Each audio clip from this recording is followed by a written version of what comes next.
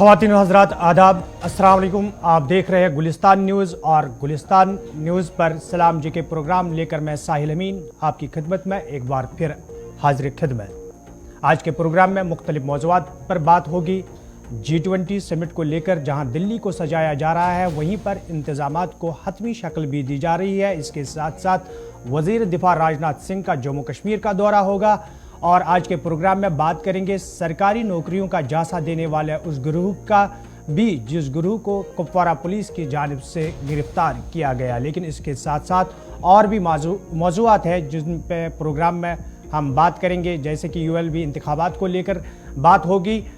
उसी के साथ साथ और कुछ तामीराती मंसूबे और जम्मू कश्मीर इंतज़ामिया के कामकाज को लेकर आज के प्रोग्राम में बात होगी। लेकिन आज 6 सितंबर है और 6 सितंबर के दिन के हवाले से आलमी तारीख पर डालते हैं एक नज़र। बहुत बहुत शुक्रिया आप सभी का हमारे साथ ज्वाइन करने के लिए। प्रोग्राम सलाम जी के आप देख रहे हैं, मैं हूं आपके साथ Asif Rashid. History of the day में खास क्या है, सबसे पहले इस पर एक नज़र दौड़ाएंगे और उसके बाद एक एक करके हम तय फॉर्मेट के मुताबिक खबरों, तज्जियों और तबसरों की तरफ जाएंगे। मेहमानों को और प्रोग्राम में अपने नुमाइंदों को शामिल करेंगे। अहम मौज़ूआत जैसे अमीन ने आपके सामने रखे, इनकी तरफ एक एक करके चलेंगे, यानी कौमी, मकामी और बैनुल-अक़वामी सतह की जो खबरें हैं वो आपके सामने प्रोग्राम में रखेंगे। लेकिन शुरुआत हिस्ट्री ऑफ द डे के साथ। इतिहास के पन्नों में आज खास क्या है, सितंबर यानी 9वां महीना साल 2023 का और आज 6 तारीख है। 1924 में इटली के डिक्टेटर मुसोलिनी को कत्ल करने की नाकाम कोशिश आज ही के दिन हुई और ये दुनिया के सबसे बड़े और अहम तरीन वाक़यात में से एक आज तक यूरोप या अमेरिका की हिस्ट्री में माना जाता है, जहां पर एक सबसे बड़े डिक्टेटर को आज के दिन कत्ल करने की कोशिश हुई। 1889 में हिंदुस्तान के मुजाहिद आज़ादी, सहाफ़ी और लीडर शरदचंद्र बोस का जन्म हुआ। आज उनको याद किया जा रहा है। उनकी जो समाजी खिदमात हैं उस पर एक नज़र दिन में कोशिश करेंगे कि प्रोग्राम के ज़रिए आप तक पहुँचाएँ। इसके अलावा 6 सितंबर 1965 को भारत पाकिस्तान के दरमियान जंग का आगाज़ आज ही के दिन हुआ। 1965 वॉर जो भारत पाकिस्तान के दरमियान हुई, इसकी शुरुआत भी सितंबर के महीने में 5 तारीख को हुई थी, पहले हमले के साथ। 1716 में आज ही के दिन पहला लाइट हाउस बोस्टन शुमाली अमेरिका के अंदर बनाया गया, यानी नॉर्दर्न पार्ट के अंदर अमेरिका में 6 सितंबर 1716 को आज के दिन यहाँ पेशरफ्त हुई। हिस्ट्री ऑफ द डे में ये बड़ी बातें थी। 1989 में दूसरी जंग अजीम के दौरान जर्मनी ने बरतानिया पर आज के दिन फिजाई हमला किया। पहला अटैक था 1939 में सेकेंड वर्ल्ड वॉर में। साल 2008 में 15 बरस कबल पाकिस्तान में आसिफ अली जरदारी 1481 वोट हासिल करने के बाद पाकिस्तान के सदर मुंतखब हुए 2008 में 6 सितंबर को। 1968 में अफ्रीकी मुल्क स्विट्जरलैंड को बरतानिया से आज़ादी आज के दिन मिली। इसके अलावा 1776 में आज ही के दिन ग्वाडेलूप जजीरे में तूफान से 6000 अफराद की आज यानी 6 सितंबर को सिर्फ 3.5 घंटों के तूफान के दरमियान जान चली गई, जो अब तक तारीख के सबसे सियाहतरीन जो बाब है उनमें से एक इस दिन को या इस वाक़े को माना जाता है। 1776 में हिस्ट्री ऑफ द डे में यह आज का दिन अहम वाक़या 6 सितंबर को पेश आया है। तो ये बड़ी बातें थी जो आज के आपके सामने हमने रख दी है। इसके बाद खबरों की तरफ हम एक एक करके चलेंगे और सबसे पहले प्रोग्राम का आगाज़ करेंगे और आपको बताएंगे कि नई दिल्ली के अंदर यानी दारुल हुकूमत में जहां सजाने का, दिल्ली के अंदर तैयारियों का या फिर हुकूमती सतह पर इक़दामात का सिलसिला जारी है। और पहली खबर ये कि अमेरिकी सदर जो बाइडन कल हिंदुस्तान पहुंचेंगे, वज़ीर आज़म से उनकी मुलाकात होगी और G20 इजलास के लिए तैयारियां दारुल हुकूमत के अंदर तकरीबन मुकम्मल कर ली गई है। आज और कल का दिन बाकी है। कल अमेरिकी सदर भी पहुंचेंगे और G20 इजलास में जो 20 मालिक के अलावा बाकी भी, जिनमें बांग्लादेश को भी जनूबी एशिया से मदऊ किया गया है और दीगर कुछ मेहमान भी आएंगे। चीन नहीं आएगा, तो उतार चढ़ाव काफ़ी ज़्यादा देखे गए हैं। लेकिन G20 समिट से पहले चूँकि खबरें आ रही थी खातून अव्वल यानी जो बाइडन की जो अहलिया हैं वो कोरोना पॉजिटिव पाए गई हैं। उनके पॉजिटिव आने के बाद जो बाइडन के भी टेस्ट हुए और व्हाइट हाउस ने अब से थोड़ी देर पहले प्रेस ब्रीफिंग में क्लियर कर दिया है कि उनको किसी भी तरीके से सिम्टम नहीं है कोविड के, लिहाजा वो बिल्कुल ठीक हैं और वो हिंदुस्तान जाने के लिए तैयार हैं और कल उनका दौरा भारत का शुरू हो जाएगा। 7 से 10 तारीख तक वो हिंदुस्तान में रहेंगे, जबकि G20 इजलास जो है वो 9 से 10 तारीख को होना है, यानी 48 घंटों तक खूब सरगर्मियां और मिनिस्ट्री ऑफ एक्सटर्नल अफेयर्स की जानिब से इक़दामात अब तक तकरीबन मुकम्मल कर लिए गए हैं। इसके अलावा जब हुकूमत कोशिशें कर रही हैं इजलास हो और उसके साथ साथ स्पेशल सेशन पार्लियामेंट का 18 तारीख से बुलाया गया। उससे पहले G20 को लेकर सरगर्मियां काफी तेज। कांग्रेस लीडर राहुल गांधी भी यूरोप के दौरे पर ताजा तरीन इतलात के मुताबिक रवाना हो गए हैं। तकरीबन एक हफ्ते के दौरान उन्हें अहम कॉलेजेस और यूनिवर्सिटियों में तकरीब से खिताब भी करना है, जबकि इंडिया ब्लॉक जो यानी भारत के अंदर इंडिया नाम का जो इत्तेहाद है, हिज़्ब इख्तिलाफ की जमातें हैं, वो भी हुकूमत से 18 तारीख से पहले सेशन के मुतालिक जो स्पेशल सेशन बुलाया गया है उसमें एजेंडा क्या रहेगा, डिस्कशन किस पर होगा, इस सिलसिले में सोनिया गांधी एक खत भी वज़ीर आज़म को लिखने जा रही हैं। खबरों के मुताबिक एक मीटिंग जो कि कल शाम हुई है, तमाम पार्टियों के जो कोर मेंबर्स थे, ग्रुप्स थे, सोनिया गांधी भी उसमें शामिल थी और अब कहा जा रहा है कि 1-2 दिनों के अंदर वज़ीर आज़म को खत लिखा जाएगा जिसमें कहा जाएगा जो अहम मामलात हैं इंडिया ग्रुप की जानिब से इस बार पार्लियामेंट में उठाए जा सकते हैं 5-6 दिनों के अंदर। और जो अडानी ग्रुप का मामला था, महंगाई का मसला है, प्राइस राइस मुसलसल बढ़ती जा रही है, बेरोजगारी और मणिपुर के अंदर जो हालात हैं और मरकजी सरकार और रियासतों के रिश्तों पर कुछ सवालात पिछले कुछ दिनों से उठ रहे हैं और कुछ एक रियासतों की तरफ से संगीन इल्जामात मरकज पर तालमेल न बिठाने को लेकर लगाए जा रहे थे। तो मुमकिन है कि G20 इजलास से पहले ये जो हिज़्ब इख्तिलाफ की तरफ से भी तैयारियां की जा रही हैं, एक नया सियासी माहौल आपको बनता हुआ नजर आए। फिलहाल वज़ीर आज़म को इंडिया ब्लॉक खत भी लिखेगा, सोनिया गांधी वो खत लिखेंगी। दूसरी तरफ राहुल गांधी यूरोप दौरे पर रवाना हो गए हैं और तीसरी तरफ G20 इजलास की तैयारियों से 24 घंटे पहले नई दिल्ली का रुख करने वाले हैं अमेरिकी सदर जो बाइडन। तो कल जब वो नई दिल्ली पहुंचेंगे वज़ीर आज़म का इस्तकबाल करेंगे, लेकिन उससे पहले आज वज़ीर आज़म एशियान का जो इजलास हो रहा है, आसियान के इजलास में भी वो हिंदुस्तान की नुमाइंदगी करने जा रहे हैं और जकार्ता इंडोनेशिया के अंदर होने वाले इस इजलास में मुख्तलिफ ममालिक के जो वज़ीर आज़म हैं या सदूर हैं वो पहले से शिरकत के लिए दावतनामा जो है वो उनको मौसूल हो चुका है। तो वज़ीर आज़म भी उनमें एक हैं और अब जाकर जहाँ वज़ीर आज़म जकार्ता इस इजलास का हिस्सा बनेंगे, वहीं कल जो बाइडन का वो इस्तकबाल भी कर सकते हैं और दीगर अहम शख्सियात भी नई दिल्ली के अंदर मौजूद रहेंगी। वहीं व्हाइट हाउस ने कंफर्म कर दिया है कि जो बाइडन की अहलिया ज़रूर कोरोना पॉजिटिव है, लेकिन बाइडन खुद ठीक है और वो हिंदुस्तान का दौरा करेंगे। ऑफिशियली तस्दीक व्हाइट हाउस से कर दी गई है। चलिए, G20 समिट को लेकर जहां नई दिल्ली के अंदर तैयारियां जोर शोर है और अमेरिकी सदर कल भारत के दौरे पर आ रहे हैं और G20 समिट में वो शिरकत करेंगे, लेकिन इस बीच अगर हम बात करेंगे तो मुल्क के अंदर कल शाम देर गए सियासत काफ़ी तेज़ हो चुकी है जब ये बात सामने आई है कि मरकज़ी सरकार शायद मंशा बना रही है कि मुल्क का नाम तब्दील किया जाए। उस पर भी सियासत तेज़ हुई है और सियासी बयानबाजी जो है वो कल शाम से ही देखने को मिल रही है। लेकिन इसके साथ साथ जहां हमने दारुल हुकूमत की बात की, वहीं पर जम्मू कश्मीर की बात करेंगे और जम्मू कश्मीर में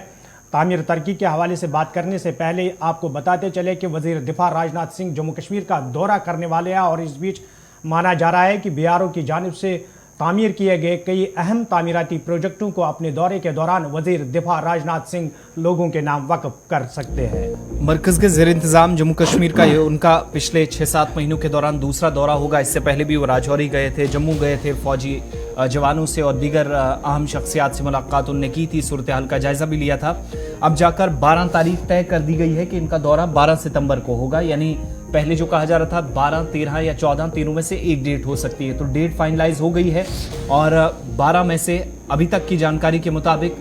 12 सितंबर को जब वो जाएंगे तो 90 प्रोजेक्टों का इफ्तिताह करेंगे। कामों में पुल है, टनल है, हेलीपैड्स हैं जो सरहदी इलाकों के पास हैं और पंजाब से लेकर जम्मू कश्मीर तक की जो पाकिस्तान के साथ लगने वाली सरहदें हैं उन एरियाज़ के अंदर ये अहम तरक्याती मंसूबे हैं। वज़ीर दिफा Rajnath Singh border road organisation के जरिए तैयार करदा 90 अहम बुनियादी ढांचे के मंसूबों का इफ्तिताह करने वाले हैं और राजनाथ सिंह सांबा जिला का 12 तारीख को दौरा करेंगे ताकि एक प्रोजेक्ट का जो फिजिकली तौर और बाकी जो अमली तौर पर उन्हें इफ्तिताह करना है, यानी वर्चुअल मोड से बाकी कई प्रोजेक्ट्स हैं उनको हरी झंडी दिखाई जाएगी। नॉर्थ टेक सिंपोजियम में भी वज़ीर दिफा शिरकत करेंगे।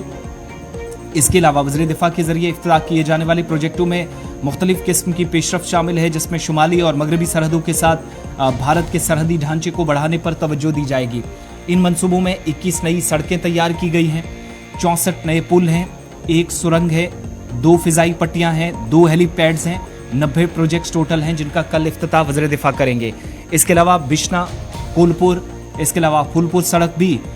दिविक पुल जम्मू कश्मीर में खास अहमियत रखता है। BRO के जरिए शुरू किए गए 90 बुनियादी ढांचे के मंसूबों का एक लाजमी हिस्सा ये देवक पुल भी है और तवक्को ये भी की जा रही है कि मंसूबों के इफ्तिताह से खित्ते में राब्ता और रसाई और आसान होगी और नुमाया इजाफा भी होगा। बेहतरी आएगी। इसके अलावा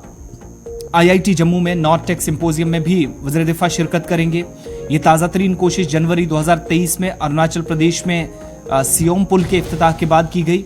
पुल 27 दीगर बुनियादी ढांचों के मंसूबों के साथ बॉर्डर रोड ऑर्गेनाइजेशन ने 724 करोड़ रुपए की लागत से मुकम्मल किया था। इसके अलावा सियोम पुल एलोन येंगक्योंग रोड जो कि इसी सरहदी इलाके के अंदर वाक़ा है, और अरुणाचल प्रदेश के अंदर जब ये मंसूबे मुकम्मल हुए तो उसके बाद जम्मू कश्मीर की सरहदों पर भी मरकजी वजारत की तरफ से ज़्यादा फोकस किया गया।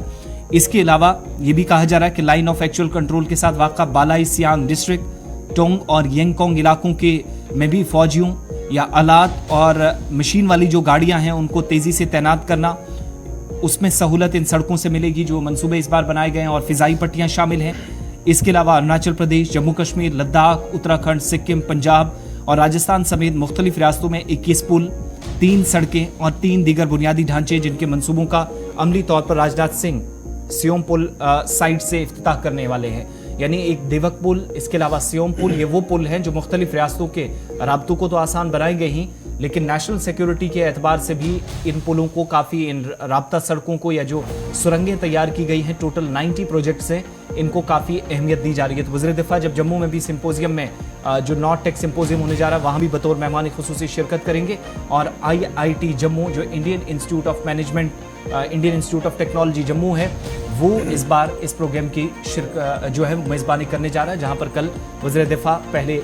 इफ्तिताह इन मंसूबों का करेंगे और उसके बाद इस तकरीब में वो शिरकत करेंगे। और ख़बर है कि शुमाली सरहदों पर या दीगर सरहदों पर जिन जिन फौजी अफसरान को जिम्मेदारियां दी गई हैं, ब्रीफली कल वो पावर प्रेजेंटेशन के जरिए सरहदों की ताज़ा तरीन सूरत हाल से भी वज़ीर दिफा को आगाह करेंगे। चलिए, वज़ीर दिफा राजनाथ सिंह के दौरे जम्मू कश्मीर के हवाले से बात हो रही है, और इसमें ये भी माना जा रहा है कि कई तामीराती प्रोजेक्टों का इफ्तिताह वज़ीर दिफा राजनाथ सिंह करेंगे। लेकिन इसके साथ साथ जम्मू कश्मीर के दूसरे मामलात की भी बात करेंगे, और दूसरे मामलात में आपको याद होगा कि जम्मू कश्मीर के अंदर लोगों से ज़्यादा सियासी जमातों को इंतखाबात अमल में लाने का इंतज़ार है, चाहे वो इंतखाबात असम्बली के हो, ULB के हो या पंचायती इलेक्शन हो। इंतज़ार सभी को है कि जम्मू कश्मीर के अंदर किसी न किसी तरीके से इंतखाबात का बिगुल जो है वो बजाया जा सके। लेकिन इसके साथ साथ CEO की बात करेंगे तो CEO ने ULB के लिए रिजर्वेशन की तजवीज़ का मसवदा जारी किया है, और माना जा रहा है कि ख़वातीन को 1/3 नशस्तें मिली है।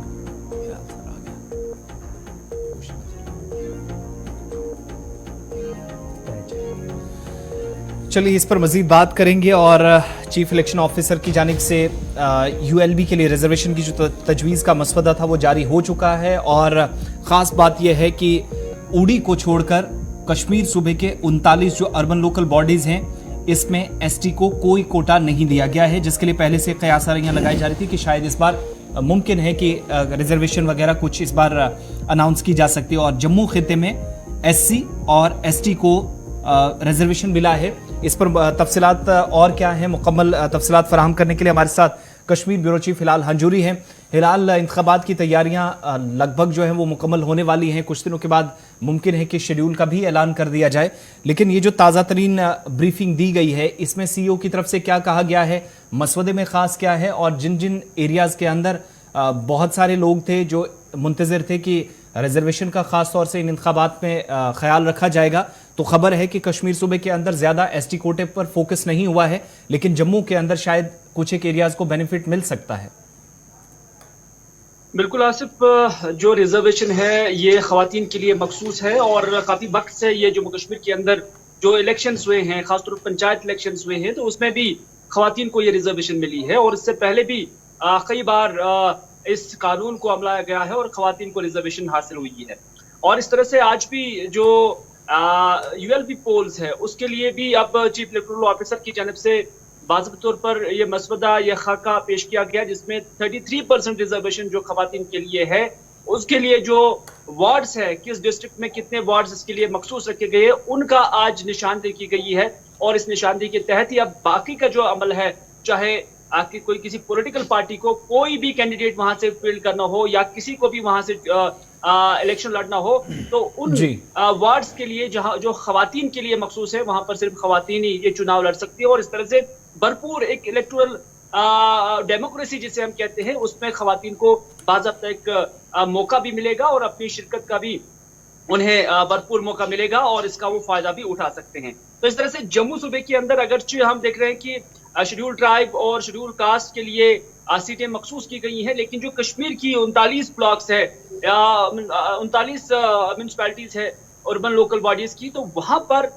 शेड्यूल कास्ट और शेड्यूल ट्राइब न होने की वजह से इनमें ये सीट्स जो है रिजर्व नहीं हुई हैं। अलबत्ता जो खवातीन हैं, खवातीन के लिए कई एक जगहों पर 33% के हिसाब से ये सीट्स जो है अब उन्हें मिलने लगेगी और इसके लिए बाज़ाब्ता प्रोक्लेमेशन जो है वो चीफ इलेक्टोरल ऑफिसर की तरफ से बाज़ाब्ता तौर पर आया हुआ है। अब जब लास्ट आखिरी जो इलेक्शंस हुए थे, एक बात जो कल सीईओ की तरफ से मेंशन की गई है कि आखिरी बार जो इलेक्शंस हुए, कुछ चीजें चाहे वो वोटर लिस्ट को अपडेट करना हो या नए वोटर्स का अंदाज हो, इस बार तकरीबन यूएलबी के एक अंदाजे के मुताबिक जो इनिशियल डिटेल्स हमारे पास है 2,19,000 के आसपास जो है 19 लाख से ज्यादा इस बार जो है वो वोटर्स यूएलबी के इलेक्शंस में जाएंगे। क्या इस बार कोई हम मुमकिन कोई तब्दीली देखेंगे या फिर वो पुराने वाला जो प्रोसेस 5 साल पहले था कि शायद उसी फॉर्मेट के मुताबिक चीजें चलेंगी? और बहुत सारी एरियाज के अंदर चूंकि हदबंदी पर भी फोकस था लेकिन उस पर अभी तक कोई फाइनल डिसीजन नहीं लिया गया है, लेकिन शायद हम सेम रिजल्ट्स की तवक्को इस बार भी रखें, सेम फॉर्मेट की तवक्को रखें और सेम नताइज इन तमाम यूएलबीज जो 77 एरियाज के अंदर होनी है। देखिए, कानून पहले से ही मौजूद था और पहले से ही जो कानून मौजूद था उसके तहत ही जम्मू कश्मीर के अंदर पंचायत इलेक्शन भी हुए, यूएलबी इलेक्शन भी हुए हैं और आज भी उसमें कोई डिफरेंस नहीं है, क्योंकि कोई बड़ी चेंज जो है कानून के अंदर विज़ाविज़ जो ये इलेक्शन का कंडक्ट है उसमें कोई बड़ा चेंज जो है फर्क नहीं आया। अलबत्ता इतना जरूर है कि जो ये खवातीन है, खवातीन की पार्टिसिपेशन बढ़ेगी और दूसरा ये कि इस बार लोगों के अंदर भी जोश और जज्बा देखने को मिल रहा है और ऐसा लग रहा है कि जो टर्न आउट होगा वोटर्स का वो एज कम्पेयर टू जो प्रीवियस ईयर्स है उसके मुकाबले में ज्यादा हो सकता है। ये एक चेंज है। बाकी जो वक्त के साथ साथ आबादी बढ़ती है और आबादी बढ़ने के साथ साथ वोटर्स की जो तादाद है वो भी बढ़ जाती है और ये एक नॉर्मल एक अमल है, उसमें कोई ना ही सरकार को कोई क्रेडिट जाता है और ना ही इसमें आवाम को जाता है, लेकिन आवाम को ये क्रेडिट जरूर जाता है कि उन्होंने अपने आप को एनरोल किया है वोट के लिए। और उसके बाद ये भी तवक्का है कि जब ये इलेक्शंस हो जाएंगे और इलेक्शन कंडक्ट के दौरान जो लोगों की पार्टिसिपेशन रहेगी वो इस बार बहुत ज्यादा रहेगी, क्योंकि लोग जो है अब जो इलेक्टोरल डेमोक्रेसी है या इससे रिलेटेड जो इदारे हैं इनकी ताकत को समझने लगे हैं और इस ताकत को अपने हाथ में लेना चाहते हैं और फिर जो पावर्स है उसको एग्जीक्यूट करके अपनी सोसाइटी के लिए, अपने इलाकों के लिए तामीर और तरक्की हो या बाकी वेलफेयर स्कीम्स हो उसकी इम्प्लीमेंटेशन के लिए वो काम करेंगे। बहुत बहुत शुक्रिया तफसीलात फराहम करने के लिए। तो तैयारियां आहिस्ता आहिस्ता ही सही अब इलेक्शन अथॉरिटी की जानिब से भी की जा रही हैं और इस बार खास बात यह है कि मरकज़ के ज़ेर इंतज़ाम इलाके में 77 जो अर्बन लोकल बॉडीज़ हैं, यूएलबीज़ हैं, इनमें कश्मीर में 40 हैं, इसके अलावा जम्मू में 37 है जिनमें 2 कॉरपोरेशन है, जम्मू और श्रीनगर, 19 काउंसिल्स हैं जम्मू श्रीनगर के अलावा, एक ज़िला हेडक्वार्टर और एक सोपोर के अंदर, इसके अलावा 20 अजला यानी 10 डिस्ट्रिक्ट्स हैं, तो वहाँ पर 77 आप देखेंगे जो यूएलबीज़ हैं इनमें 119 वार्ड्स टोटल हैं और 119 वार्ड में तकरीबन 33% के आसपास 358 में से 119 यानी 33% के आसपास जो खवातीन की रिजर्वेशन की बात की जा रही है तो वो एक कोटा रिजर्व है। लेकिन इस बार जो इजाफी नशिस्तें होंगी या नहीं, क्या एसटी और एससी के लिए कोई स्पेशल क्राइटेरिया या अलग कैटेगरीज या फिर आप स्पेशल कोटा देखेंगे या नहीं, कोई बड़ी तब्दीली अभी नहीं आई है। हाँ, ये ज़रूर है जो हिलाल भी बता रहे थे, जो 3 दिन पहले आपके सामने हमने एक रिपोर्ट भी रखी थी कि पहली मरतबा पिछले 4 सालों के दौरान अभी तक जो वोटर लिस्टें सामने आई हैं, वोटर टर्नआउट का एक वाज़े फ़र्क देखा जा सकता है क्योंकि मर्दों के मुकाबले ख़वातीन वोटर्स की तादाद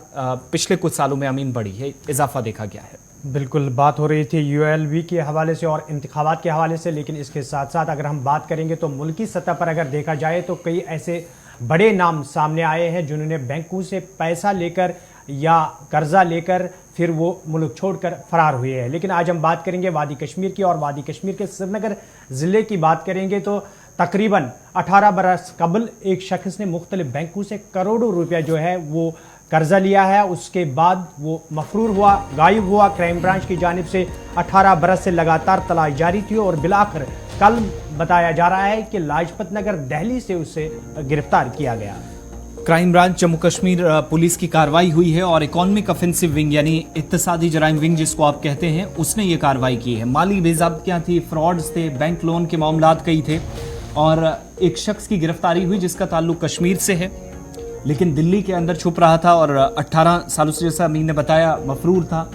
और इश्तिहारी मुजरिम इसे करार दे दिया गया था पहले से ही। और इकोनॉमिक ऑफेंसिव विंग के बयान के मुताबिक श्रीनगर में एक ऐसे शख्स को गिरफ्तार किया जो 18 सालों से बैंक लोन फ्रॉड के कई मामलात में गिरफ्तारी से बच रहा था। इस शख्स को नई दिल्ली के लाजपत नगर इलाके से के उसके ठिकाने से गिरफ्तार किया गया क्योंकि अभी तक इसके बारे में कोई जानकारी नहीं थी। बयान जो क्राइम ब्रांच कश्मीर की तरफ से जारी किया गया, नाम इसका बताया गया कि श्रीनगर का समीउल्लाह शेख वल्द अब्दुल रशीद शेख बताया जाता है कि दरवेश कदल है, दरवेश कदल प्रेजेंट दरवेश कदल ये बता। और दरवेश कदल श्रीनगर का ही रहने वाला था और इन 18 सालों के दौरान अलग अलग मकामात पर ये जाता रहा या जो जहां जहां इसको रहना था वो जगहें तब्दील होती रहीं और अभी इसका आज का जो एड्रेस है वो आरमपोरा नवाकदल श्रीनगर बताया जा रहा है पुलिस बयान के मुताबिक। लेकिन गिरफ्तारी इसकी कई किलोमीटर दूर यानी नई दिल्ली दारुल हुकूमत से हुई है, लाजपत नगर इलाके से। और कहा जाता है कि जाली रेवेन्यू डॉक्यूमेंट्स तैयार किए थे। इसके अलावा इसने ये फर्जी डॉक्यूमेंट्स जमा कराकर इसके एवज इसने बैंक लोन लिया था, करोड़ों रुपए बैंक से लिए थे और ये एक सीधे तौर पर घोटाला पुलिस मानती है। कानून के शिकंजे से बचने के लिए साल 2007 से मुसलसल अपनी रिहाइश या जगह तब्दील कर रहा था, जो शुरुआत में हमने बताया पुलिस बयान के मुताबिक। इसके अलावा यह भी बताया गया कि police station special crime wing Srinagar यानी क्राइम ब्रांच कश्मीर CBK जिसको आप कहते हैं, इसने FIR दर्ज की 59/2007 जिसमें मुलजिम इंडियन ओवरसीज बैंक से 48 लाख रुपए का कर्ज लेकर फ्रॉड करके चला गया और यह भी एक मुजरिमाना साजिश बताई गई। और उसके बाद क्या करता है, डलगेट श्रीनगर की ब्रांच से ये लोन लेकर, और वो भी जाली डॉक्यूमेंट्स पर, रेवेन्यू डॉक्यूमेंट्स जो दिए थे वो भी फर्जी थे, इसके खिलाफ मुकदमा दर्ज किया जाता है और चार्जशीट पेश की जाती है। इसके अलावा एक केस इस पर अंडर सेक्शन 512 CRPC लगा था और जब चार्जशीट के बाद इसको चूंकि शख्स का नाम चूंकि इन 18 सालों में ऊपर नीचे जाता रहा है, कोर्ट में पेशी के लिए इसको कहा गया है, लेकिन जिस डेट पर इसको अदालत में जाने के लिए या पेश होने के लिए कहा गया था तब ये वहां पर नहीं था, कोर्ट गया ही नहीं। और उसके बाद 120B के अलावा RPC की 420, 468 और 471 दफात जो एक मजाज दायरा इख्तियार होता है अदालत का, उसमें रहकर कार्रवाई की गई और ना ये अदालत के अंदर पेश हुआ और कई मरतबा बैंक की तरफ से इसे बुलाया गया, राब्ता करने की कोशिश हुई, हर बार मोबाइल नंबर्स और इसकी जो लोकेशन है वो चेंज होती रही। कार्रवाई आगे बढ़ी और कहा गया कि समीउल्लाह शेख पुलिस स्टेशन में इकोनॉमिक ऑफेंसिव विंग श्रीनगर, जहां पर एक और FIR नंबर 34/2015 में इस शख्स ने जम्मू कश्मीर बैंक में से 37,80,000 रुपए का कर्ज लिया, उसमें भी इसी तरीके से फौज डॉक्यूमेंट्स थे, वहां पर भी फ्रॉड किया, जाली रेवेन्यू दस्तावेजात फराहम किए और उस बुनियाद पर वहां से भी ये, अब आप अंदाजा लगाइएगा, इंडियन ओवरसीज बैंक से 48 लाख रुपए लेता है, जम्मू कश्मीर बैंक से 37,80,000 रुपए लेता है, यानी तकरीबन 90 लाख के आसपास यही रकम बन जाती है। और इसके खिलाफ एक मुकदमा दर्ज होता है CRPC के तहत, मुतलका दफा अंडर सेक्शन 512, अंडर सेक्शन 420, 467, 468, 471। और ये अकेला नहीं, दीगर कुछ मुल्जिमान के नाम भी सामने आए, लेकिन असल मुल्जिम या कलीदी मुल्जिम जो था वो यही था। इसने अदालत के सामने इस मुकदमे की समाअत के दौरान पेश होना था, लेकिन नहीं हुआ। डिस्ट्रिक्ट एंड सेशन जज श्रीनगर ने इसे इश्तिहारी मुजरिम करार दिया इस केस में, जब ये दूसरी बार भी पेश नहीं हुआ, यानी बैक टू बैक फ्रॉड्स किए। मुल्जिम ये शख्स जो है police station economic offensive wing Srinagar crime branch Kashmir की FIR नंबर 5/2019 में भी मतलूब था, जिसका ताल्लुक 5,000 रुपए के कर्ज से है। इसके अलावा ये भी कहा जाता है, इसमें लिखा गया है कि जाली डॉक्यूमेंट्स तैयार करके इसने तकरीबन एक और जगह से 30 लाख रुपए लिए। अब आप 3 अलग अलग फ्रॉड केसेस, ये तो केसेस की एक लिस्ट थी, लेकिन जहां से पैसा लिया गया था वो 1,20,00,000 रुपए की ज्यादा से रकम बनती है। अब जिन बैंकों से लिया था, एक overseas international bank, Jammu Kashmir bank से तकरीबन 37,80,000 रुपए, और इसके अलावा 48 लाख रुपए ये लेता है इंडियन ओवरसीज बैंक से, और उसके बाद 5,000 का एक और कर्ज लेता है, फिर 30,000 का एक और कर्ज लेता है, लेकिन हर जगह ये फर्जी डॉक्यूमेंट जमा करा के इसी तरीके से चला जाता रहा। अब थोड़ी सी हैरानी इसमें यह भी होती है कि एक बैंक अगर आपको लोन देता है तो कई मरतबा, चूंकि आज ये सिस्टम है, पहले देखा जाता है कि लोन लेने वाले शहरी का या इस शख्स की सोर्स ऑफ इनकम क्या है, प्रॉपर डॉक्यूमेंटेशन जब होती है ये भी देखा जाता है कि आप पहले से कोई लोन तो नहीं लिया गया है। इस शख्स ने कैसे बैंकों को, बैंक अथॉरिटीज को बेवकूफ बनाया, ये भी समझ से बालातर है। लेकिन अब जाकर देर आए दुरुस्त आए। 18 वर्षों के बाद पुलिस के शिकंजे में ये दिल्ली के लाजपत नगर इलाके से आया, ताल्लुक श्रीनगर से है। तकरीबन इस पर जो कर्ज है वो 1 करोड़ 20 लाख से ज्यादा की, इस बयान के मुताबिक जो पढ़कर आपको सुनाया है। और केसेस 7 से 8 लगे हुए हैं और आरपीसी की दफात लगी हुई हैं। 512 2019 का केस है, सीआरपीसी 2015 का केस है, साल 2007 का केस है, जब से ये सबसे पहले जो 48 लाख रुपए लिए थे और उसके बाद से ये फरार चल रहा था। बिलाखिर कार्रवाई हुई है और पुलिस ने इसकी शनाख्त समीउल्लाह शेख के बतौर की है। चलिए, बात हो रही थी समीउल्लाह शेख की, जो 18 बरस कबल लापता हुआ था, मफरूर था, लेकिन लाजपत नगर दिल्ली से उसे बाजियाब पुलिस ने किया, क्योंकि मुख्तलिफ बैंकों से उसने कर्जा लेकर फिर वो उसके बाद मफरूर हुआ था। प्रोग्राम में और भी मौज़ूआत हैं, जम्मू कश्मीर इंतज़ामिया के हवाले से भी बात होगी, लेकिन यहाँ पर रुकते हैं एक छोटे से तिजारती वक्फे के लिए।